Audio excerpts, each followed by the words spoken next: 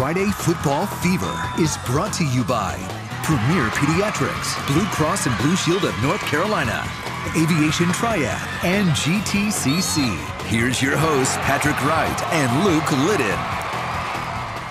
Finally, we can stop wasting our Friday nights at movie theaters and at restaurants and get back to the real reason this day exists. High school football, Luke. I actually didn't think we'd get back to this point. I don't know, man. I was daydreaming and it's finally here. We are. We've made it to the start of the new season, and our local teams did not waste any time bringing the excitement tonight. First up, our Premier Pediatrics Game of the Week. And it was a good one. You voted, and so this season we start with a rivalry in Rockingham County. Before the game, Rockingham County coach Brad Baker told me his squad was looking to build on last year's momentum, and they hope to come out strong against last year's state runners-up early. REIDSVILLE High School, that's exactly what they did. Travion Canada trying to find a hole, but a whole host of Cougars stop him behind the line. Later on, Canada, though, would not be denied. Here he is fighting his way across the goal line for a 1-yard score. That made it 6-0 REIDSVILLE early, and I say 6-0 because on the extra point, Damon Garcia blocks the kick, and that gets the students all fired up, as you can tell, and we are off to a solid start. Later on, though, more from the Rams. Check out the quarterback. With the keeper, Kyle Penix gets around the edge for the touchdown, and later on, Penix finds Breon Pass for the nice gain. He gets to the 1-yard line. They'd score on the very next play. Then how about some Rams defense? Seth Edmonds tries to find a receiver. Jalen Settle gets in the backfield for the sack. REIDSVILLE opens the year in your Friday Football Fever Game of the Week with a 48-0 win. So Page ended 2017 one win away from a spot in the 4AA state championship game. One. Now the Pirates are looking to make another deep run in the postseason, and it all started tonight against Davie County. And what a way to open the 2018 season in the third quarter. Pirate Javondre Page moving up in the pocket, and oh boy, he sees something downfield. It's a wide open Ford Mosier, 61 yards for the touchdown. So we jump ahead late fourth quarter. Page attempting the field goal here. But this is like Madden video game. Davie County times it perfectly. Blocks the kick. Wait for it. Christian Lyons jumps on the ball. You think, okay, it's out of bounds. We don't really know exactly where he is. But no, he stays in the play, goes all the way to the end zone. And now, Patrick, we have a tie game at 28 apiece. Special teams making a big impact in this game. It's week 1 of the season, and we already have more drama than an episode of The Bachelorette and Big Brother combined. Less than 3 minutes to go. Page again on the draw like a pinball, bouncing off everyone into the end zone to take the late lead, and they would go on to win 35-28, your final score. And check this out. It's time for our first Aviation Triad flight of the night of the new season. Eastern Randolph with a little trickeration here on the lateral. Zion Walker is going to air it out. Cameron Cox makes the grab. Wide open, walks in for the touchdown. It's a Wildcat to Wildcat connection for our Aviation Triad flight of the night for week 1 of the regular season.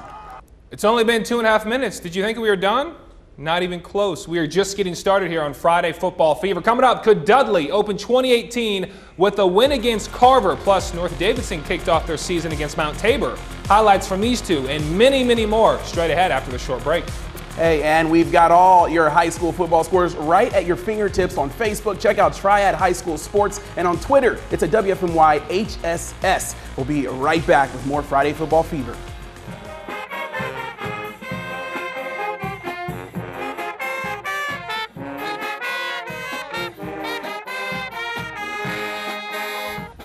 Hey, big shout out to Dudley Panthers, our GTCC Band of the Week.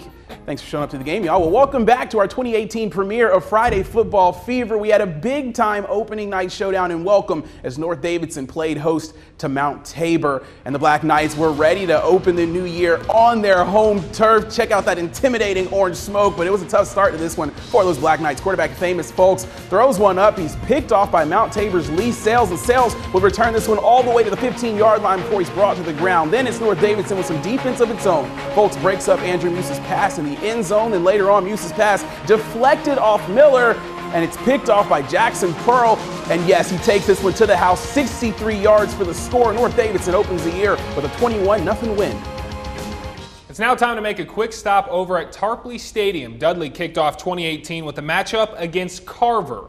And to put it simply, the Panthers were ready. First quarter, Kerr Scholl taking this down the right side. He gets pushed out of bounds. Wait, no, he doesn't. Somehow stays inbounds, looking like he may earn 6 down the sidelines. but he's just brought down at the 2-yard line. But it wouldn't be long before they hit pay dirt. Nashawn Wilhite in for 6 in the early 20-0 lead, and Dudley kept the TDs coming all night long because in the second quarter, Milan Summers crossing the goal line for yet another score, and Dudley cruises game 1 of the season, 55-6. Well, tonight marked a new era at Eastern Guilford as the Wildcats took on Northeast Guilford. It's the first regular season game with Joe Glass as the team's new head coach. Well, let's kick things off in the third quarter. Kamel Smith, check this out, going to dump off the short pass to Hezekiah Newby, and he's going to take this one up the field for a tough but impressive 38-yard gain. And he wasn't done later on in the fourth quarter. Adam Akins, check this out. He's going to take it in from just 2 yards out. Eastern Guilford takes the 13-7 lead. Then later on, how about Northeast? It's Northeast Jaden Simmons. Here he is from 5 yards out. Going to punch it in for the touchdown. Northeast actually pulls ahead by 1, but Eastern Guilford would go on to win their first game of the season 16-14. We're going to go ahead and keep the ball right here in Greensboro and check in on Northern Guilford and Grimsley going head-to-head for game 1 of the season. Northern Guilford got on the board first. Tyler Flippin turning on the Jets all alone. That's got to be a good feeling. Into the end zone for the 7-0 lead. Then their defense stepped up. Walker Harris with the nice stop for the Nighthawks. Grimsley, though, had their moments throughout the ball game as Travis Shaw gets in the backfield. Right place, right time for the big sack. And later, Grimsley's Laquan Nora would eventually find his way into the end zone for the Whirlies, but the Nighthawks just had a little more in the tank for week 1. Rakeem Murchison crossing the goal line, and Northern Guilford, and he's pretty fast back at that, 20-15, your final score. All right, and we're off to Elon for a showdown between Western Alamance and Eastern Alamance, or how about Southern Alamance? First up, it's Western Alamance's Braden Oakley with a tough 8-yard run, just running guys over. And then the Warriors, they're going to keep the drive going with Oakley this time finding Trey Sharp over near the sideline. He's going to take that one up the field for a nice 12-yard gain. Then how about Oakley again? He's going to try to keep the drive moving, but he's going to be sacked from behind by Southern Alamance's Trevor Woods, and Southern Alamance wins this one 14-3 against Western. Up next, a trek west to Deaton-Thompson Stadium in Winston-Salem as Southwest Guilford matched up against Reynolds. And picking up in the second quarter, Southwest Guilford up a score when Charlie Minch hits Tavon Taylor in the flat, but he juggles the ball, and oh no, he cannot hang on. That's incomplete. Next play, looking for something more.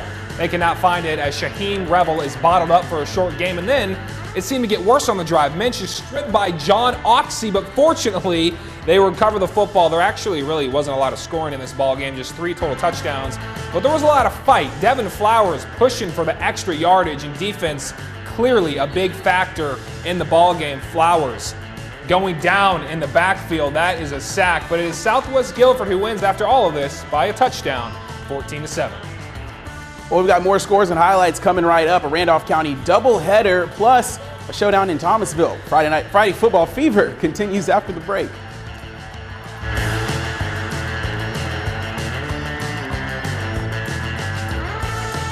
Takes us south for a huge Randolph County rivalry showdown. Southwestern Randolph made the trip over to Ramseur to take on Eastern Randolph tonight. Let's start in the second quarter where Eastern was kicking off the season with some trickery.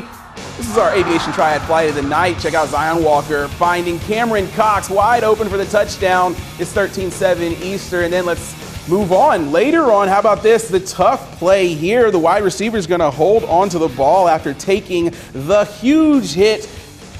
And then some more defense. Southwestern Randolph's quarterback sacked in the backfield. Eastern Randolph, though, getting more points on the board. That's 8 seconds left in the half. Beautiful play.